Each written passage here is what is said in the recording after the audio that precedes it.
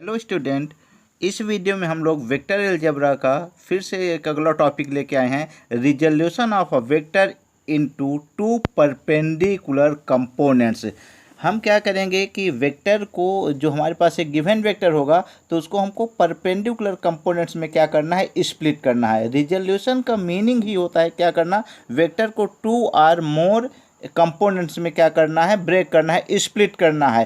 तो splitting of vector two or more components is called resolution of a vector. तो इसे हम क्या कहेंगे, रिजोल्यूशन ऑफ वेक्टर। हम कंसीडर करते हैं कि हमारे पास क्या है, एक्स वाई एक कोई प्लेन है। इस प्रकार के प्लेन को हम क्या कहते हैं, एक्स वाई एक प्लेन है। और एक्स वाई प्लेन में हमारे पास ओपी क्या है, यह ओपी स्मॉल आर वेक्टर कोई एक गिवन वेक्टर है। ओपी हमारे पास क्या है, एक गिवन वेक्टर है, स्मॉल आर वेक्टर। इस स्मॉल आर वेक्टर को हम two mutually perpendicular vector x और वेक्टर वाई में इसको हमको क्या करना है, स्प्लिट करना है। तो ये जो म्यूचुअली परपेंडिकुलर वेक्टर्स मिलेंगे इसे हम क्या कहेंगे, रेक्टेंगुलर वेक्टर कहेंगे। तो हम किस प्रकार डिफाइन करेंगे, when a vector is resolved into its components and the components are at right angles to each other, then such components are called rectangular components of a vector. Means कोई plane में कोई vector है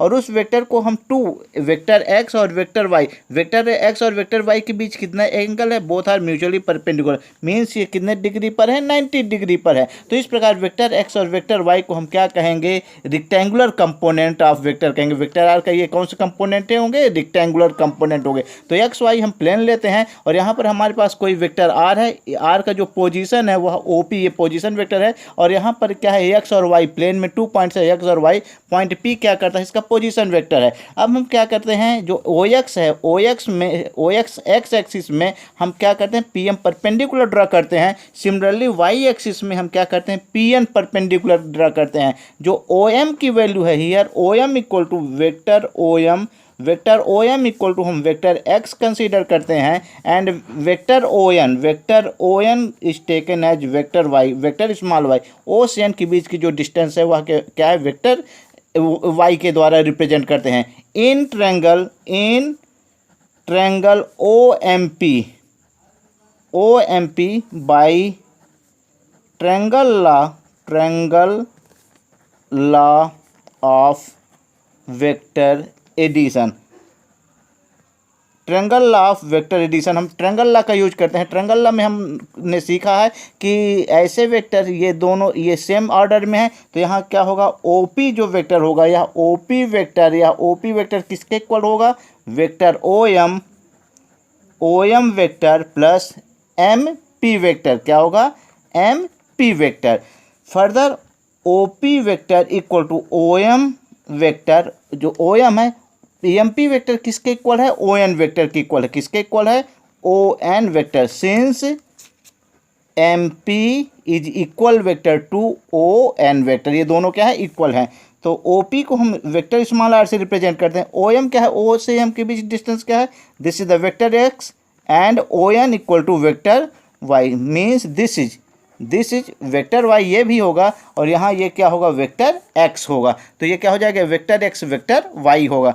vector r can be written, x axis में unit vector क्या होता है, x axis में unit vector i cap है। तो यदि वेक्टर एक्स का जो मॉडुलस है वह एक्स ले लें और इसको हम क्या ले लें, आई कैप ले लें। आई कैप क्या है, unit vector along x axis, plus vector y को हम क्या लिख सकते हैं, वाई मॉडुलस है और जे कैप क्या हो जाएगा, इसका यूनिट वेक्टर होगा अलोंग वाई एक्सिस। तो वेक्टर आर को हम एक्स आई कैप और वाई जे कैप के रूप में क्या कर सकते हैं, रिप्रेजेंट या स्प्लिट कर सकते हैं। और जो एक्स और वाई होंगे इसे हम क्या कहेंगे, रेक्टेंगुलर कंपोनेंट कहेंगे। यदि हम यहाँ से मॉड ऑफ आर निकालें तो मॉड ऑफ आर क्या हो जाएगा, आई का जो कंपोनेंट है वो एक्स, तो ये एक्स स्क्वायर होगा, प्लस जे का कंपोनेंट क्या है, वाई, तो ये क्या हो जाएगा, वाई स्क्वायर होगा। This is the component. अब ये मैग्नीट्यूड क्या हो जाएगा, वेक्टर आर का जो मैग्नीट्यूड होगा वह आर इक्वल टू क्या होगा, root of x square plus y square. अब हमको क्या करना है, इसका डायरेक्शन, जो वेक्टर आर है इसकी जो डायरेक्शन होगी वो डायरेक्शन को फाइंड आउट करना है। तो यहाँ हम क्या करेंगे, in right angle triangle OMP लेते हैं, OMP राइट एंगल ट्रायंगल है OMP, यहाँ से हम लेते हैं sine theta. Where is theta? This is angle, इस एंगल को हम क्या ले लेते हैं? थीटा लेते हैं। ये जो एंगल है वो थीटा है। तो साइन थीटा इक्वल टू क्या होता है? परपेंडिकुलर। जो परपेंडिकुलर है वह क्या हो जाएगा? हमारा MP, एंड हाइपोटेन्यूज क्या हो जाएगा? हमारा OP वेक्टर। तो sine theta equal to MP का जो मैग्नीट्यूड है, MP का जो मैग्नीट्यूड है वह क्या हो जाएगा? Y, एंड OP का जो मैग्नीट्यूड है, OP का जो मैग्नीट्यूड होगा OP, ये क्या हो जाएगा? R। ये हम क्या ले रहे हैं? मैग्नीट्यूड ले रहे हैं। तो यहाँ Y इक्वल टू क्या हो जाएगा? R sine theta.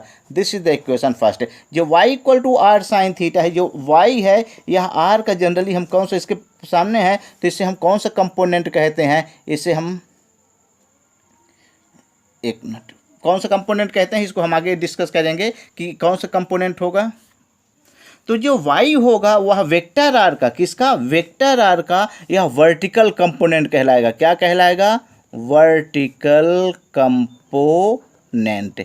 यहाँ इस बात को ध्यान रखेंगे, वर्टिकल कंपोनेंट क्या रहा है? y equal to r sine theta. Same way से यदि हम क्या लें, cos theta equal to find out करें कॉस थीटा, तो कॉस थीटा क्या होगा? बेस OM बेस हो जाएगा, और हाइपोटेन्यूज क्या हो जाएगा? हमारा सेम OP होगा। तो cos theta equal to OM की वैल्यू क्या हो जाएगा? Mod of x। ये mod of x and OP के मॉड क्या हो जाएगा? यह क्या हो जाएगा? R के इक्वल होगा। तो x कैन बी रिटन और कॉस थीटा। तो this one second equation, this is called horizontal component. Horizontal component, ये टू कंपोनेंट्स मिलेंगे। वेक्टर आर के हॉरिजेंटल कंपोनेंट क्या मिल रहा है यहाँ? और कॉस थीटा मिल रहा है, और वर्टिकल कंपोनेंट क्या मिल रहा है? और साइन थीटा। स्क्वायरिंग एंड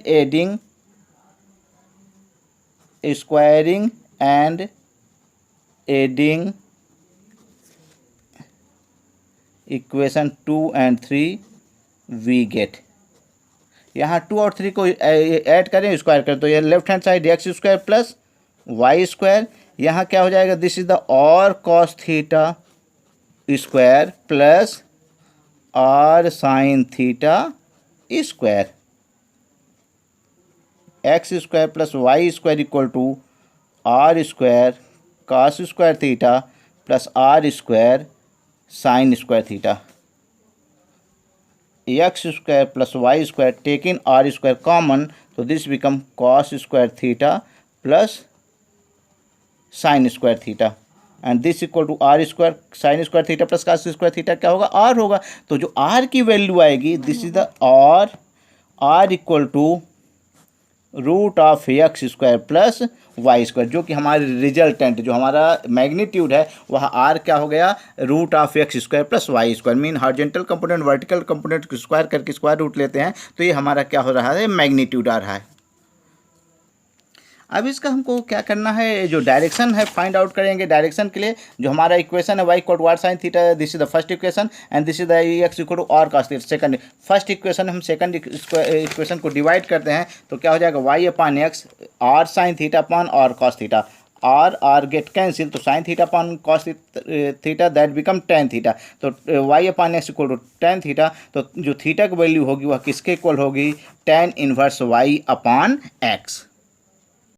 अब जब कोई वेक्टर और है, और कहाँ है? प्लेन में है, तो इसको जो हम रिजॉल्व करेंगे टू म्यूचुअली परपेंडिकुलर वेक्टर में, तो एक वेक्टर हमारा क्या होगा? और कॉस थीटा होगा, और दूसरा क्या होगा? हमारा और साइन थीटा होगा। जब यहाँ पर देखते हैं हमारी ऑब्जर्वर की क्या पोजीशन है, यदि एंगल के ध्यान रखना है, एंगल की जो अपोजिट है, ये एंगल का जो अपोजिट होगा वह क्या हो जाएगा? हमारा वर्टिकल कंपोनेंट होगा। यहाँ वर्टिकल कंपोनेंट क्या है? r साइन थीटा है। ये यहाँ हम इसे कहें ये दोनों इक्वल हैं, तो ये हमारा वर्टिकल कंपोनेंट क्या है? r साइन थीटा है। और ये जो हमारा r cos थीटा है वह कौन सा कंपोनेंट है? हॉरिजेंटल कंपोनेंट है। तो हॉरिजेंटल कंपोनेंट, तो हम ये किस बात पे डिपेंड करेगा कि कौन सा हॉरिजेंटल कंपोनेंट होगा और कौन सा वर्टिकल कंपोनेंट? ये हमारे ऑब्जर्वर की पोजीशन डिसाइड करेगी। ऑब्जर्वर की क्या पोजीशन? ऑब्जर्वर यदि हमारा यहाँ है, ये हमारा ऑब्जर्वर है, तो ऑब्जर्वर के करस्पॉन्डेंस जो ये होगा, ये क्या होगा हमारा, ये हॉरिजॉन्टल कंपोनेंट होगा, और इस ऑब्जर्वर के लिए यह क्या होगा, वर्टिकल कंपोनेंट होगा। लेकिन इसका हम रेसिप्रोकल करें, अब हमारे ऑब्जर्वर की पोजीशन बदल गई। हमारा ये जो ऑब्जर्वर है इसकी पोजीशन ये है, तो ये इसके बेस के साथ है, ये क्या है हमारा बेस के सामने है, तो ये हमारा अब horizontal component means r sin theta इसके लिए कौन सा कंपोनेंट होगा, हॉरिजॉन्टल कंपोनेंट होगा, और r cos थीटा इस ऑब्जर्वर के लिए क्या होगा, वर्टिकल कंपोनेंट होगा। तो हॉरिजॉन्टल कंपोनेंट और वर्टिकल कंपोनेंट को याद रखने के लिए हमको ध्यान रखना है कि जो एंगल होगा, एंगल के अपोजिट जो होगा वह जो कंपोनेंट होगा वह कौन सा कंपोनेंट होगा, वर्टिकल कंपोनेंट होगा। लेकिन ये हमेशा जरूरी नहीं है कि जो वर्टिकल कंपोनेंट होगा वह साइन थीटा के साथ है और हॉरिजॉन्टल कंपोनेंट कॉस थीटा के, लेकिन अधिकांश स्थान में जो हमारा हॉरिजॉन्टल कंपोनेंट होगा वह कॉस थीटा रहेगा और वर्टिकल कंपोनेंट साइन थीटा रहेगा। Thank you.